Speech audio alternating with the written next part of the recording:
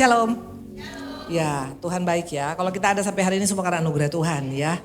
Eh, saya baru pulang dari New Zealand kemarin ya. Memang kadang-kadang Ibu Indri kadang-kadang suka lupa diri ya. Saya udah usia 63 tahun. Jadi kemarin kita naik motor, bukan jalan-jalan pakai tour, bukan pakai bus, tapi pakai motor Harley 30 motor, 2.200 kilo. Ibu-ibu 2000 gitu ya, betul ya. Dan ada kurang lebih 30 motor kita naik. Dan di sana itu perjalanan tiap hari 300 kilo. Dan bukan hanya sekedar 300 kilo, udaranya 2 derajat. Jadi bayangkan, dan anginnya 90 km per jam. Jadi saya punya helm, wood gitu loh. Ya, memang waktu di sana gak ada masalah. Pas pulang ke Indonesia itu langsung pelayanan, langsung ke Medan, langsung ke Jakarta, langsung ke Surabaya. Maka tadi pagi saya tumbang. Tapi saya percaya ada doa di sini ya. Maka saya bilang, Tuhan tolong jangan sampai saya jatuh nanti di mimbar gitu loh ya. Jadi memang tadi muntah-muntah, sampai dikerokin di badan semua dikerokin. Tapi masih oke lah ya gayanya ya. Anak Tuhan Yesus betul ya. Jadi apapun yang kau alamin ya, waktu kita betul-betul bersandar pada Tuhan, Tuhan pasti akan berikan pertolongan ya. Yuk kita masuk dalam 1 Raja-Raja 17 ayat 1 sampai dengan 4. Saya percaya semua kita tahu kisah ini, betul? 1 Raja-Raja 17 ayat 1 sampai dengan 6 lah ya, oke. Lalu berkatalah Elia orang Tisbe dari Tisbe Gilead kepada Ahab, demi Tuhan yang hidup, Allah Israel yang kulayani, sesungguhnya tidak akan ada embun atau hujan pada tahun-tahun ini kecuali kalau kukatakan. Kemudian datanglah firman Tuhan kepadanya.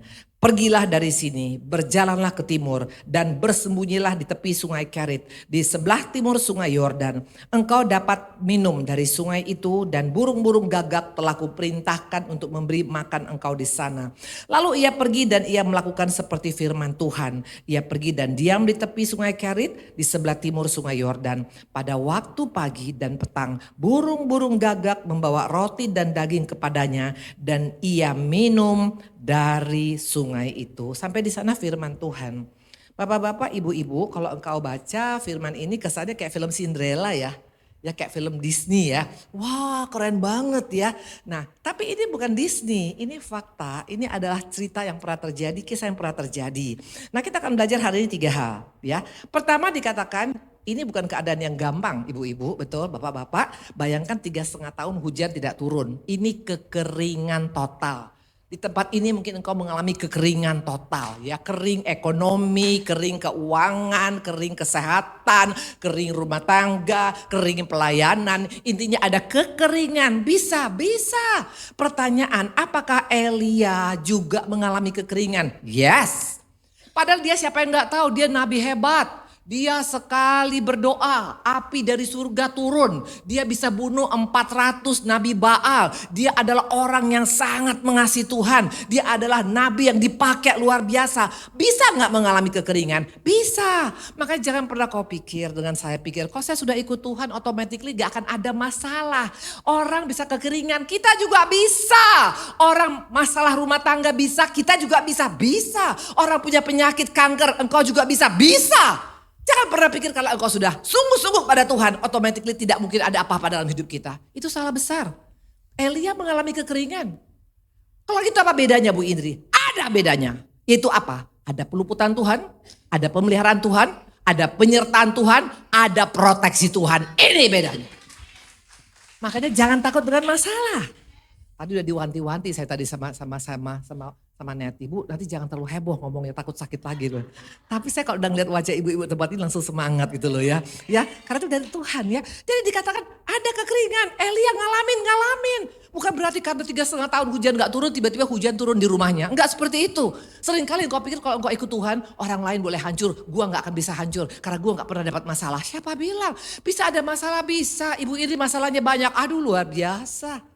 Nanti saya sampaikan masalah saya luar biasa. Kalau mungkin tadi kemarin saya cerita sama Ling, baru cerita setengah jam tentang masalah saya. Dia bilang, Bu saya udah gak kuat, rambut saya udah naik ke atas Bu.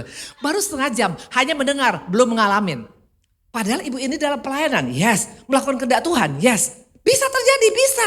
Bedanya apa? Hasilnya, kenapa? Karena ada 4P. Proteksi Tuhan, pemeliharaan Tuhan, peluputan Tuhan. Dan apa satu lagi? Satu lagi apa? Penyertaan Tuhan. Ini yang membedakan. Makanya kalau hari-hari ini engkau marah waktu engkau punya masalah, ada yang salah dengan kita. Engkau marah waktu suamimu gak berubah. Engkau marah waktu ekonomimu gak berubah. Kenapa Tuhan? Waktu engkau berkata seperti ini, berarti dia sudah melanggar apa yang menjadi harusnya formula surga. Ada masalah ada, tapi yang membedakan adalah kita mengalami 4P tadi, betul? Nah, yang kedua, yang membedakan adalah apa? Ada penyertaan Tuhan, betul? Dan lihat, penyertaan Tuhan, ya pemeliharaan Tuhan tuh nggak main-main loh. Bayangkan, waktu air kurang, itu Elia bukan hanya dikasih 1 galon minum, dikasih sungai. Kalau Tuhan sudah melihara hidup kita nggak main-main loh. Nggak 1+1 2 loh. 5 roti 2 ekor ikan bisa 5.000 orang makan. Itu bedanya. Jadi boleh apapun dunia ini mau goncang, mau apa. Tapi ada pemeliharaan Tuhan dalam hidupmu. Dikasihkan 1 sungai untuk engkau minum. Gak akan habis-habisnya. Halo. Halo. Dan bukan hanya itu saja. Pemeliharaan Tuhan itu luar biasa. Penyertaan Tuhan itu luar biasa. Ya, bayangkan saya mau tanya. Apakah Elia yang capek-capek cari air itu? Kemana saya mesti cari air? Enggak. Tuhan jadi Google Map-nya. Tuhan jadi Mr. Google-nya si Elia. Dia bilang ke sungai Kerit. Tuhan tuh kalau ngasih tahu petunjuk magia itu gak pernah tanggung. Usahamu dalam keadaan gak jalan hari ini. Tuhan bisa kasih tahu. Begini anakku, kesini anakku. Ada hikmat Tuhan berikan pada kita. Itu penyertaan Tuhan. Makanya Elia bisa datang ke sungai Kerit. Gak ke sungai Cikapundung. Gak ke sungai Nil. Gak ke sungai Musi. Di Surabaya sungai apa?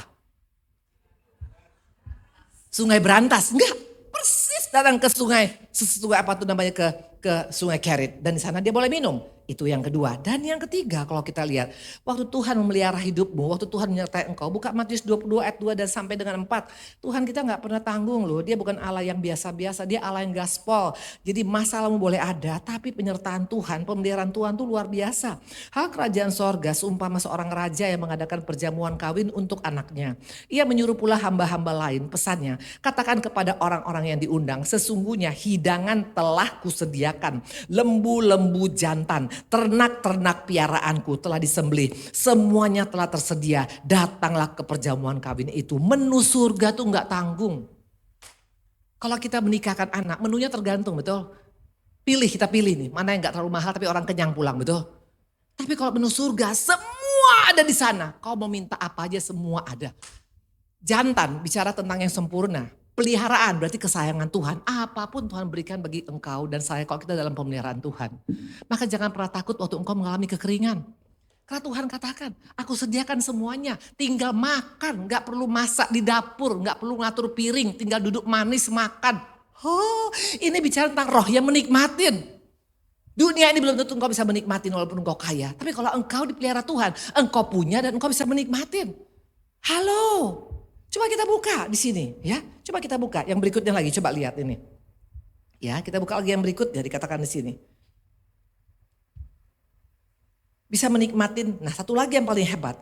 Kalau engkau dalam penyertaan Tuhan, dalam pemeliharaan Tuhan, dalam peluputan Tuhan. Coba buka ini. Saya ini mendapatkan ayat ini buat saya ini adalah rema bagi saya yang lagi saya alami pada hari ini.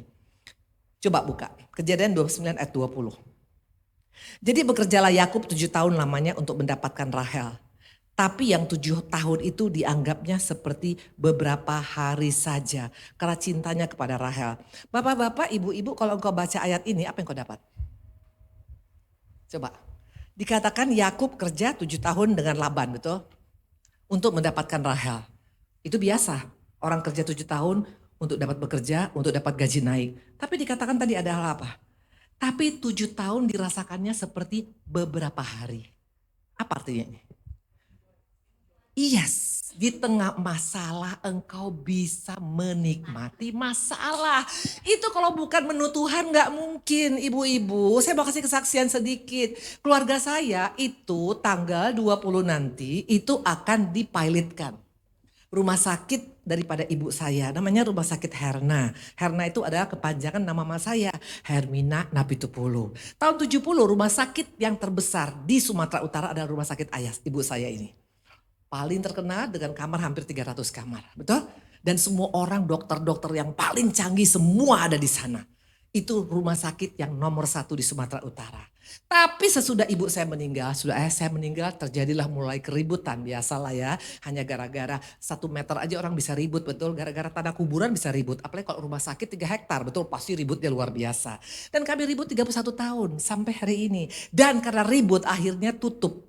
rumah sakitnya dan pegawainya menuntut dan akan dipilotkan. Jadi bayangkan dalam keadaan dipilotkan ini kita mesti bayar gaji pegawai karena mereka menuntut. Mereka menuntut gaji kami selama 31 tahun, kami minta segala macam. Dan karena kita semuanya cuek, akhirnya kenalah harus bayar sekian. Nah untuk bayar sekian ini sebenarnya gak terlalu besar kalau ada jual satu aset. Dan waktu itu akhirnya keluarga bilang tolonglah kita jual satu aset. Akhirnya saya pun bilang ayolah kita jual. Pas kemarin saya ke Medan untuk mau tanda tangan tadi malam jam 8 pagi. Malamnya sebelum, kemarin hari apa? Kemarin hari Kamis. Jadi malamnya waktu hari Rebo pas saya masuk kamar. Udah rencana untuk kita membereskan. Tuh apa yang terjadi ibu-ibu? Saya dapat surat dari polisi. Akan ditangkap sebagai tersangka. Yang melakukan adalah ponakan saya sendiri. Luar biasa. Pertanyaan apakah ini gak bombardir? Halo mau dipilotkan. Pas udah mau dijual tiba-tiba sekarang mau ditangkap polisi. Yang melaporkan tuh adalah ponakan sendiri. Halo bisa gak saya gak datang hari ini? Bisa dong. Bisa gak saya tiba-tiba rambut kemarin rambutnya keriting ke atas? Bisa kan? Tapi kalau saya percaya. Dikatakan Yakub bekerja 7 tahun seperti berapa hari saja. Kok bisa kalau orang dalam penyertaan Tuhan. Peluputan Tuhan. Proteksi Tuhan akan beda menghadapi masalah. Makanya jangan tunjukkan masalahmu ke seluruh dunia. Ci tahu gak saya kan punya masalah. Ngapain cerita? Ngomong sama Bapak. Engkau ngomong sama saya gak ada gunanya. Karena saya pun punya masalah. Tapi kalau ngomong sama Bapak itu bisa kasih kekuatan. Dia katakan menu yang kuberikan itu menu yang tidak tanggung-tanggung. Makanya saya percaya. Saya bilang sama teman sahabat-sahabat saya, ini adik-adik saya ini semuanya. Saya bilang, ibu kok gak kayak orang stres? Ngapain gue stres? Makanya rambut aja pun antik, betul? Tadi saya bilang pakai bulu mata gue, pakai bulu mata biar gak ketahuan gue lagi sakit nih, saya bilang gitu.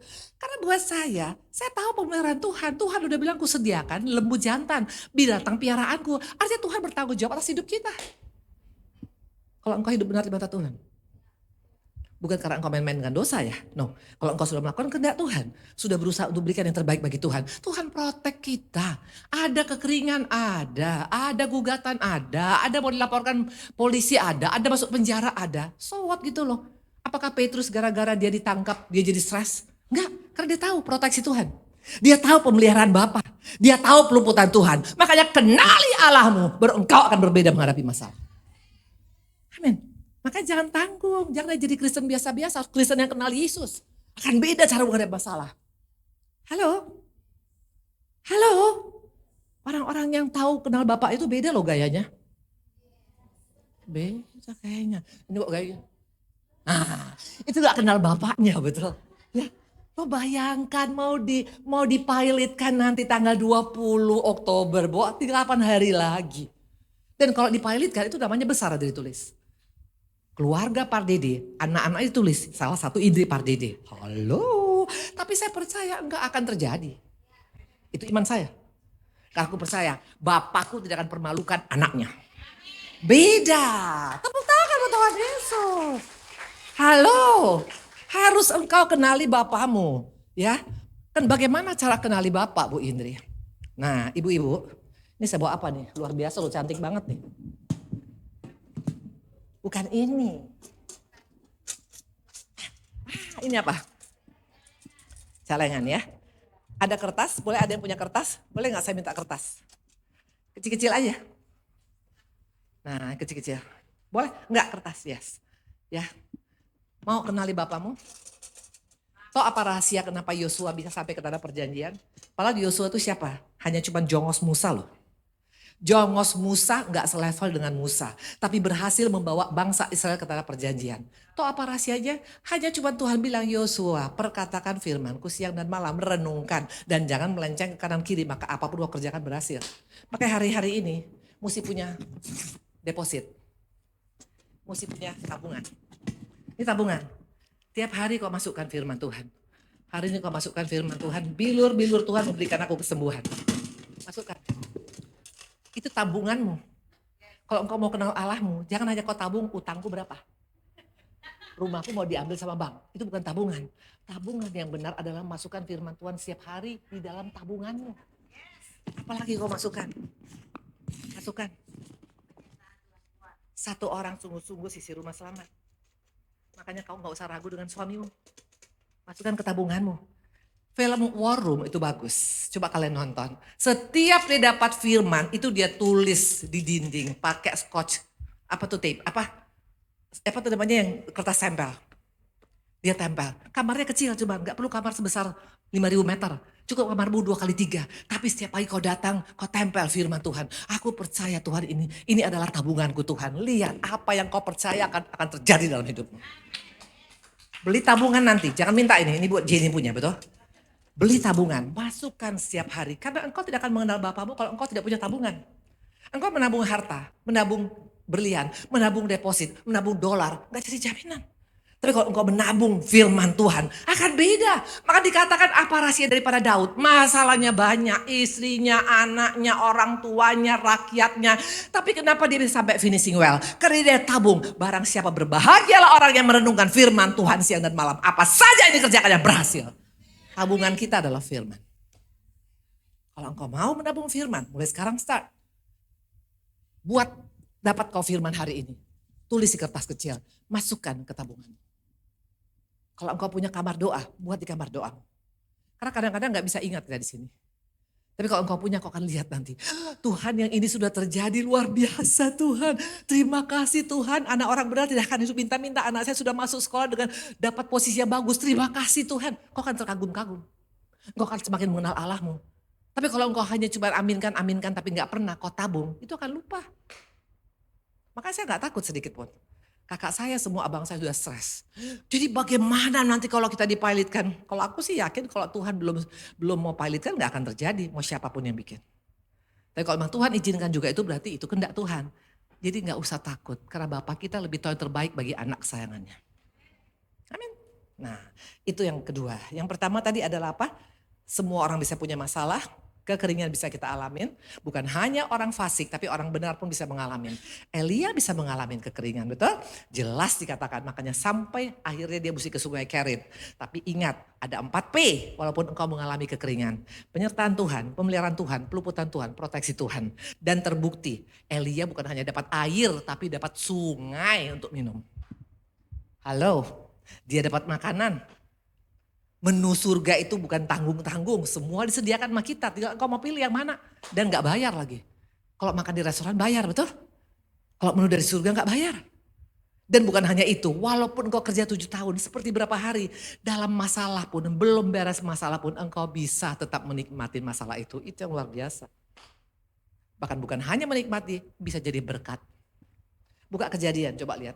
Ini seringkali orang baca ini soal sepotong, makanya gak ngerti. Coba buka Kejadian.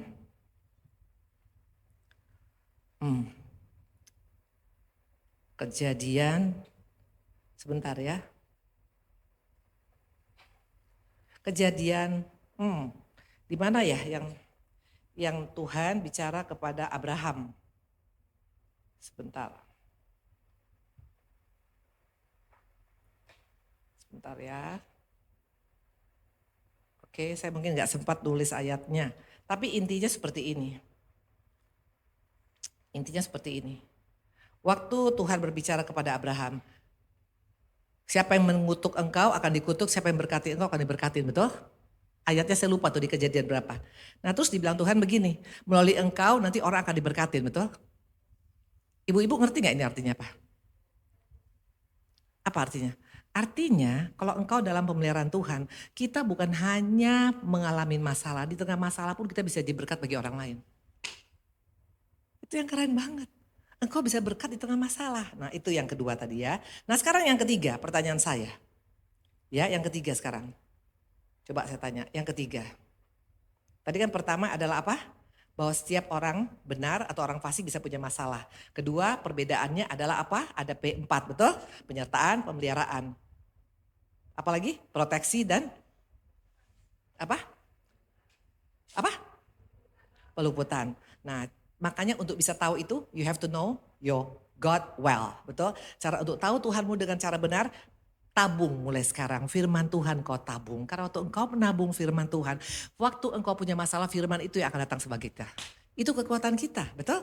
Nah yang ketiga, saya mau tanya, Tuhan pakai apa untuk menolong Elia? Siapa yang dipakai? Yes, ini suatu hal yang buat saya ini menggelitik. Kenapa burung gagak Tuhan pakai? Kenapa enggak burung elang? Keren kan? Wibawa. Ya kan, kalau hamba Tuhan punya wibawa beda kan kalau hamba Tuhan sama enggak punya wibawa, betul? Bisa kalau ngomong langsung shalom. Kan kalau elang kan itu kan wibawa, karisma, betul? Kenapa enggak pakai burung elang? Kenapa enggak pakai Raja Wali?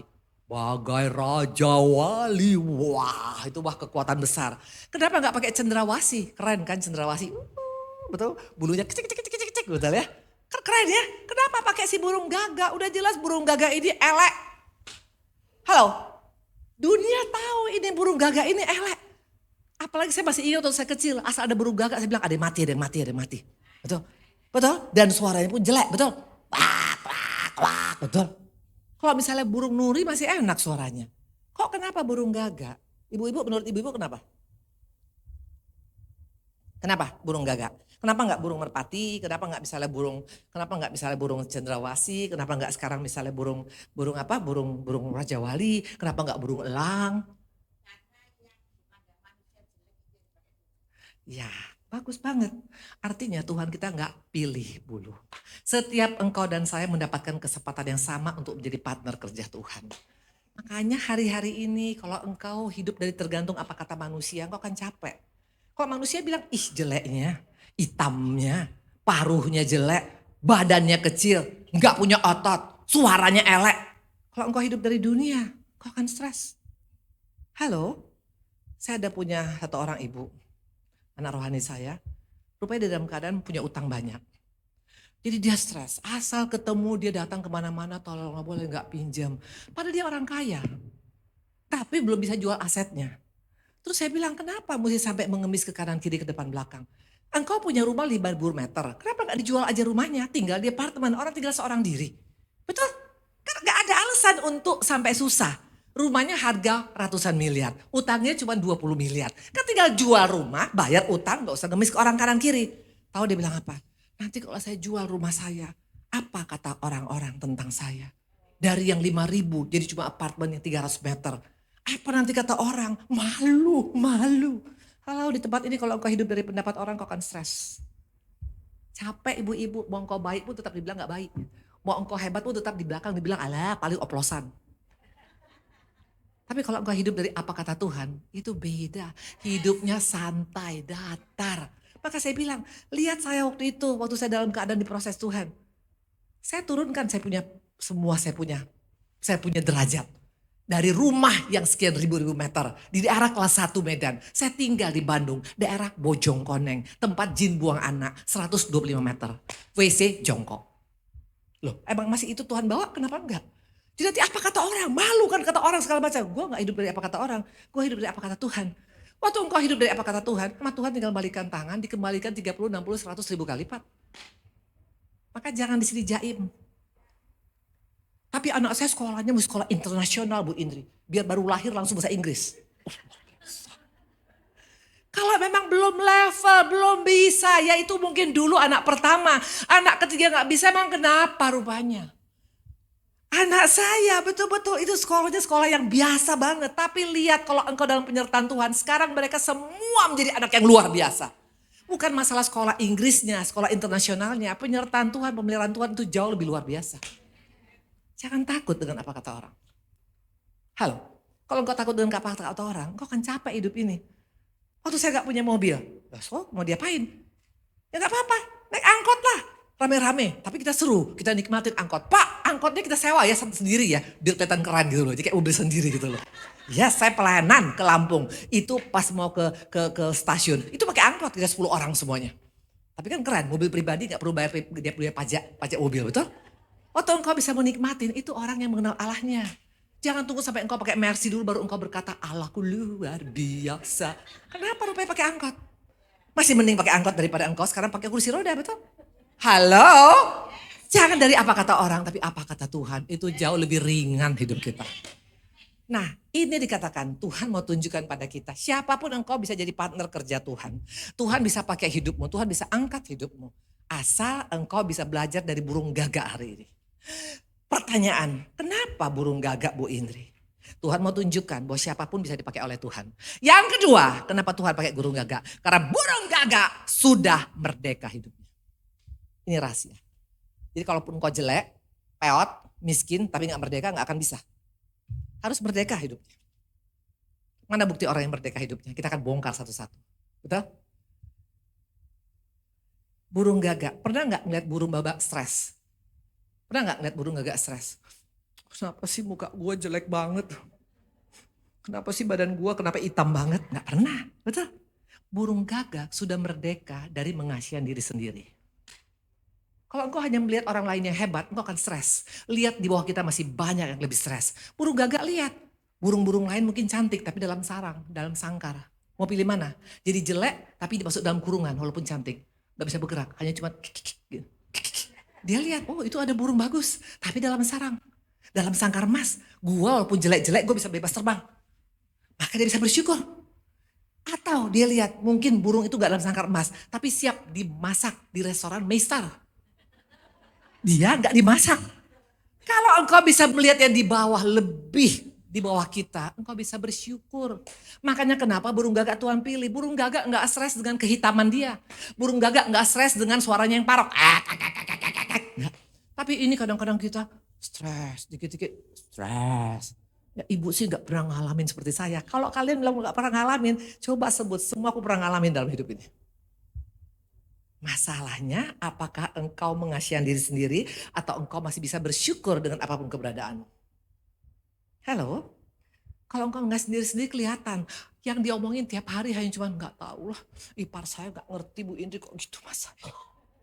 Mertua saya nggak ngerti. Itu orang yang mengasihani diri sendiri. Bersyukurlah engkau punya mertua yang pelit supaya engkau banyak berdoa. Doakan terus mertuamu. Mungkin kalau mertuamu terlalu hambur-hambur engkau tidak pernah berdoa. Ini kan engkau jadi berdoa, Tuhan belas kasihanmu Tuhan. Uang sekolah belum dibayar mertua yang pelit Tuhan. Kan jadi banyak berdoa.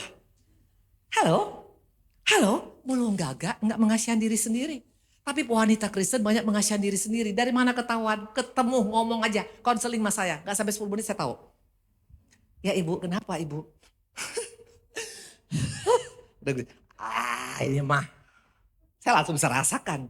Karena aku tidak mau seperti itu. Itu keputusan di tangan kita. Engkau mau jadi yang cemen atau engkau mau bisa lebih daripada burung gagak. Masa burung gagak aja nggak pernah stres, kita stres anak Tuhan. Halo? Makanya jangan coba-coba konseling Ibu Indri kalau masih mengasihan diri sendiri ya. Saya tahu langsung, pasti saya bilang, cemen, saya gituin. Saya gak akan bilang, oh iya kecian, gak gitu saya. Karena memang kita harus seperti emang hidup peperangan. Tapi kan ada 4P tadi, pemeliharaan, peluputan, penyertaan, dan apa tadi, proteksi. Kok gak yakin? Tuhan bilang, aku gak akan membiarkan, aku gak akan meninggalkan engkau di Kisah Rasul. Kurang apa lagi Tuhan kita? Makanya you have to know him, kenali dia. Jangan pakai kalung salib berlian. Kenali Tuhanmu siapa? Orang yang kenal Tuhan gak akan gampang menyerah. Orang yang kenal Tuhan gak akan gampang mengeluh. Orang yang kenal Tuhan gak akan gampang mengasihan diri sendiri. Amin. Yang pertama, burung gagak tidak mengasihan diri sendiri. Yang kedua, burung gagak itu suka menolong. Ini bicara tentang apa? Enggak pelit. Nah, kalau engkau masih suka pakai kalkulator, gak akan bisa dipilih Tuhan. Ayo kita ikut yuk, kita ini ada, kita ayo ke sana. Aduh waktu saya gak ada Ci. Pelit itu bukan hanya uang loh, pelit waktu, pelit tenaga. Burung gagak gak pelit, dia lihat ada yang membutuhkan pertolongan, dia langsung tolong. Nah kita orang Kristen gak mau. Di tiap bulan di SSM ini ada program Baksos. Ayo tunjukkan nih, mau jadi partner kerja Tuhan. Ambil bagian, bukan untuk SSM. Kamu nanti bawa uangmu, beli barangmu, ikut sama kita. Betul kan? Banyak orang-orang yang butuhkan. Mau jadi partner kerja Tuhan. Tapi kalah sama burung gagak, gak bisa. Kita punya SSM ada 3. Bandung, Medan, Surabaya. Semua program baksosnya itu gila-gilaan. Kalau hanya ibadah kayak gini tiap minggu, hanya dengar, udah habis itu pulang gitu ya. Gak jadi apa-apa. Tapi udah dengar praktek dong. Amin. Masa kalah sama burung gagak? Burung gagak aja dia bisa. Coba kalau dipikir-pikir. Dia harus kasih makan Elia siang dan malam loh. Kalau dia bilang, aduh gila, gue ini kan mesti kerja. Lagi ada job nih. Kan bisa dibilang, gue lagi ojek nih, lagi goka apa, namanya apa? Lagi grab. Tapi dia tahu, waktu dia gak hitung-hitungan sama Tuhan. Tuhan pelihara. Kalau sampai burung gagak bisa kasih roti dan daging kepada Elia, berarti dia pasti juga dapat lebih daripada Tuhan. Logikanya, gak mungkin orang bisa jadi berkat kalau dia belum diberkatin. Betul? Mau diberkatin? Belajar memberkatin. Yang ketiga, burung gagak. Dikatakan, mereka itu gak tahan kalau gak menolong. Ada temannya yang sakit itu langsung ditolong. Ini bicara tentang hati. Ibu-ibu, kalau engkau mau menjadi pribadi yang dipakai oleh Tuhan. Tuhan tuh bukan mencari karena engkau kaya, cantik, keren, pintar. Bukan. Tuhan tuh melihat hati kita. Waktu Tuhan ngomong sama Samuel. Hei Samuel, lu jangan salah pilih. Lu lihat perawakan orang. Karena dilihat putih, cantik, langsing. Betul? Tuhan gak seperti itu. Tuhan bilang gue gak ngelihat penampilan. Gue lihat hatinya. Maka dia pilih Daud. Hari-hari ini kita cek hati kita. Kalau hati masih suka iri, masih suka dendam, masih suka pahit, masih suka panas, masih suka mendua. Gak akan bisa menjadi orang pilihan Tuhan. Maka cek hati kita. Jangan cek berat badan kita saja. Saya paling suka cek berat badan saya. Kemana-mana saya bawa timbangan. Pas kemarin mau pulang ternyata rupanya timbangan tuh gak boleh baterai masuk. Saya jadi stres luar biasa. Kemana gue bikin baterai gue ini? Boleh cek berat badan tapi paling penting cek hati. Karena syarat kita untuk bisa jadi orang pilihan Tuhan. Bukan karena engkau pintar khotbah, bukan karena engkau pintar nyanyi, bukan karena engkau punya uang banyak, bukan karena engkau donatur terbesar. Tapi Tuhan lihat hati kita. Burung gagak punya rasa empati, makanya dia dipilih oleh Tuhan. Halo? Masih menyimpan kepahitan? Orang yang masih menyimpan sakit hati, hatinya belum beres. Gak akan dipercayakan Tuhan. Senyumnya bisa kelihatan. Saya kalau mau ngomong sama orang yang kepahitan, gak usah nunggu lama loh. 10 menit saya bisa tahu. Tapi gak bisa dong begitu. Itu ngomongnya tajam. Lebih daripada pisau. Karena apa? Hatinya gak beres. Tapi orang yang sudah teduh ngomongnya, itu hatinya pasti beres. Gak bisa dibohongin. Maka istri-istri yang jutek itu hatinya gak beres. Jam berapa pulang? Mau kemana aja? Lo masih ingat gua ya? Gak beres hatinya. Tapi kalau papa, I love you. Nah itu hatinya beres. Waktu engkau jutek sama anak, dasar goblok, hatinya gak beres. Tapi anak saya yang bandel Bu Idri, mama yang hatinya beres gak seperti itu sama anaknya. Istri yang hatinya beres gak akan sinis sama suaminya. Amin. Dan muka orang yang hatinya beres itu akan beda. Empuk kayak landasan kapal terbang. Tapi kalau hati gak beres, mau engkau pakai makeup, mau pakai Chanel, mau pakai bulu mata Syahrini, kelihatan. Gak bisa dibohongin, karena dari hati keluar ke mulut. Makanya mulutnya tajam. Maka tukang gosip tuh hatinya gak beres. Yang suka ngomongin orang, hatinya gak beres. Tapi hanya mulut saya aja kok Bu, hati saya gak mungkin. Hello. Burung gagak hatinya beres. Makanya Tuhan pilih dia. Muka tuh gak penting buat Tuhan. Penampilan gak penting. Tapi hati itu sangat penting bagi Tuhan. Yang keempat, burung gagak itu karakternya suka cerita tentang informasi kepada burung gagak yang lain. Ada bangkai itu di sana, maka semua ramai-ramai ke sana. Harusnya wanita itu juga menjadi good news bagi dunia ini. Karena satu hari wanita ngomong 24.000 kata. Hanya 2 gendangnya. Kalau engkau tidak jadi good news, engkau bad news. Halo, masa kalah sama perempuan Samaria? Baru bertobat. 1 kampung Samaria bertobat. Sudah berapa kampung kau bawa pada Tuhan? Ya, tapi kan susah Bu, ini saya 1 kampung. Ya udah gak usah 1 kampung lah, 1 keluarga. Udah berapa keluarga kau bawa pada Tuhan? Gak usah keluarga lah. Di SSM udah berapa banyak teman-teman yang bisa kau bawa pada Tuhan melalui perkataan. Mungkin kau bilang, tapi saya gak bisa khotbah Bu Indri. Sorry. Untuk punya perkataan yang good news, bukan khotbah loh. Tapi perkataan yang meneduhkan. Yang menguatkan, yang berkata it's okay, orang juga bisa jatuh tapi bangkit lagi yuk. Perkataan yang gak nunjuk-nunjuk, perkataan gak yang bela diri, perkataan yang gak menuntut. Itu perkataan yang lebih daripada khotbah di mimbar. Amin.